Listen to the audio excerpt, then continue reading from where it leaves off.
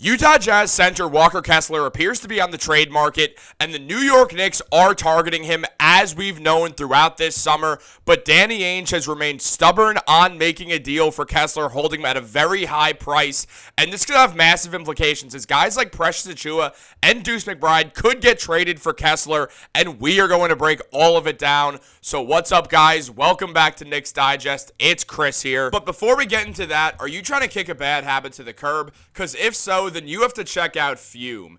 Have you heard that the flavored air category is quickly becoming the leading alternative to vaping and smoking?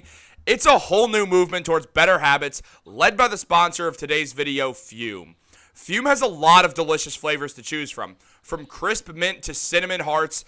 They have a flavor just for you. And with flavored air, you can satisfy your oral fixation through a passive diffusion system that utilizes no electronics, no vapor, and no combustion. Fume has served over 300,000 customers, and you can be their next success story. So guys, for a limited time only, use our code DIGEST to get a free topper. It's the perfect accessory to your Fume device. Slip it onto the mouthpiece for a softer, warmer feel. It's chewable for those who love to fidget, and it's also reusable. So guys, head to tryfume.com. That is tryfum.com and use code DIGEST or scan this QR code right here to get your free Fume topper when you order your Journey Pack today. So once again, that is tryfum.com. Use code DIGEST, free topper. It's a can't miss situation. But let's get into the video. Since getting traded, or since being available for trade by the Utah Jazz, Walker Kessler has been a name that's frequently come up for the New York Knicks as a potential trade target. Now, Kessler has had a lot of different rumors about his price and how much the Jazz actually want to move him, but there was a massive update as it appears that the New York Knicks have tried to trade for him in the past, and here's what broke down. Now, according to Eric Pincus of Bleacher Report, according to multiple sources that he talked to, the Jazz had previous Walker Kessler discussions in a trade, specifically with the Knicks, and Kessler does not seem like he's part of the long-term Utah Jazz plan. Now, that's interesting as at only 22 years old, Kessler puts up 8 points per game with 7.5 rebounds, blocks 2.5 shots per game, also gets half a steal, so that's nearly 3 stocks per game, which is awesome. Very positive defensive box plus minus and a great value over replacement player while also shooting 65% from the field. The man is an absolutely awesome young center in the NBA. I think there's a fear that he's not going to get much better than he is today. And honestly, that's not some terrible thing. It's not like he's a bad player. Walker Kessler is an awesome center regardless. Kessler's been very, very good over the past. And I know a lot of people are like, dude, he played terribly in Summer League. Zach Edey was bullying him. We're being short-sighted on how good Walker Kessler is. We don't know why he played bad. Summer League's a few games. Sometimes you play badly for a few games. That doesn't mean that Walker Kessler is done for. Now, yeah, the talent level is different, so it's problematic that he didn't play well, but I'm not really that concerned by it, by what he's been able to do in the NBA. He's been a good NBA player. Since day one, Walker Kessler has been showing out for the Utah Jazz. I mean, I have to make this bigger so I can see it. According to Trevor Lane, Walker Kessler is in the 99th percentile of percentage from center and block percentage at center and 72nd at foul percentage, which means he's not fouling very often, while negatively impacting his opponent's field goal percentage at the rim by negative 12%, which is insane. Walker Kessler is a phenomenal player, and on top of that, he's been a phenomenal player.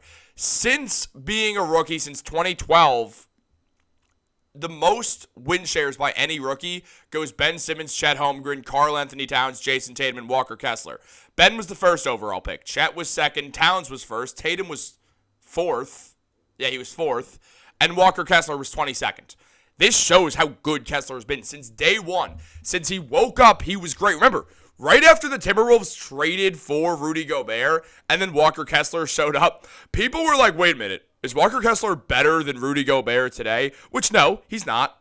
But would he be the best backup center in the NBA? Yes, by a country mile if the Knicks traded for him. Walker Kessler becomes the best backup center in basketball. He could start when Mitch is out, and you know that Kessler can come through for the team. He also adds more spacing than Mitchell Robinson, which is very good for the Knicks, a team that is built so well for multiple different sets. Whether you want to run Julius at center or not is a big question right now. You don't even have to worry about that if you have Kessler, because he's going to hit high elbow shots the same way that Hartenstein did. And then, boom, you have the spacing you had with Isaiah, and that worked out very well for the Knicks. And obviously, Julius Randle and Jalen Brunson, who both in January were averaging 30-plus points per game, because that lineup had spacing and had everything you need. It also adds to the phenomenal defense that the Knicks have. It gives them a guy who they could start at center, who they could put as a backup spot, and is very well going to either hold his own or just be better than most opposing centers. I'm a big fan of Kessler's game. I've been a big fan of his game since he came to the NBA.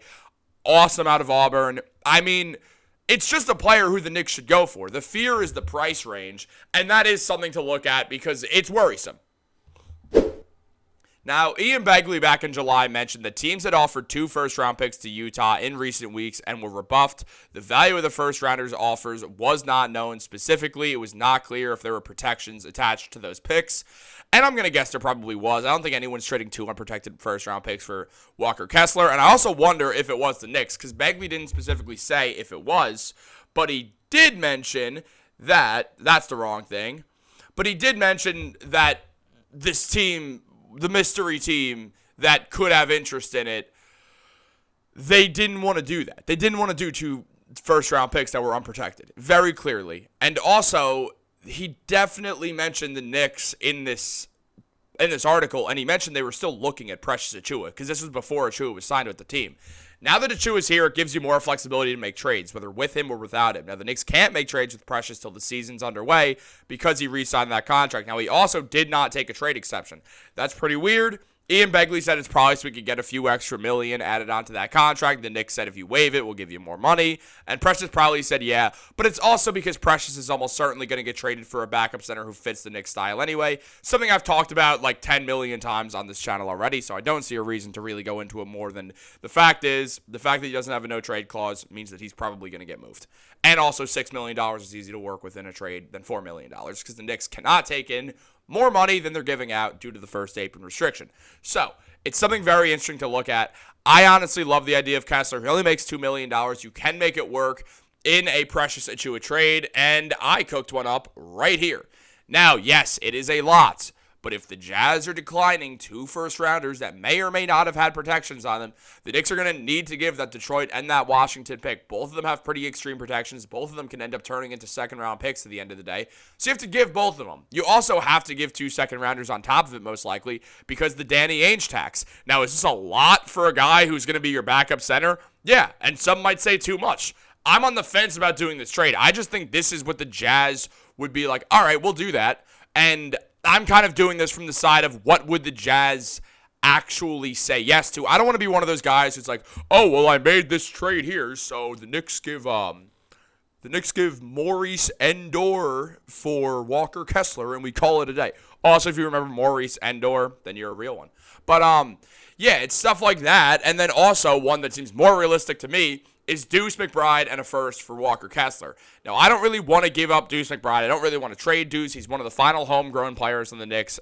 It's just him and Mitch. And I guess now Kolek and Pacome and Ariel Hukporti and McCullough Jr. down the line. But they're so young. They're not grown yet. They're just home. So it is something interesting to think about. If you trade Deuce, you still have Cameron Payne. You still have Tyler Kolek in the backcourt as a point guard. So there is some coverage. Also, you still have Precious at $6 million. And a first-round pick, so you can make another trade after if you want to. If you want to add more guard depth or something because you're not loving it, you want more perimeter defense off the bench because you lost your best bench perimeter defender in Deuce McBride, then yeah, you can go out there and use Precious, potentially use that first-round pick and make another trade. I honestly think the Deuce McBride and a first-round pick makes way more sense for either side. Jazz need a true point guard. Now, it's kind of a question if Deuce is a true point guard, but he gets a chance to start and show what he's really made of. Also, you get a first-round pick on top of giving away a guy who clearly you're not that interested in having anyway. So I think that'd be a solid trade. I think that's really the big one that you have to go for. And I do think, As much as I love Deuce, the Knicks should explore it. Having a backup center behind Mitchell Robinson is way more important than having a backup combo guard behind Jalen Brunson, especially when you have Tyler Kolek, who seems NBA ready, and Cameron Payne, who outside of having great chemistry with Mikal Bridges, is just going to fit this New York Knicks mold of that hard-nosed energy. So guys, let me know what you think. Do you want to do that trade? Do you want Walker Kessler at all? I'd still like Nick Richards because he's so cheap, but Walker Kessler is better. I'd be fine with doing either one of those trades, honestly, though I would be kind of weary about that first one with giving 2 first-rounders for Kessler to be your backup center. Given he'd become the starter, the Knicks would let Mitch walk in 2026, but still, it is worrisome. But let me know what y'all think. Like this video, comment, post notifications. Y'all know the drill. Have a great day, and go Knicks.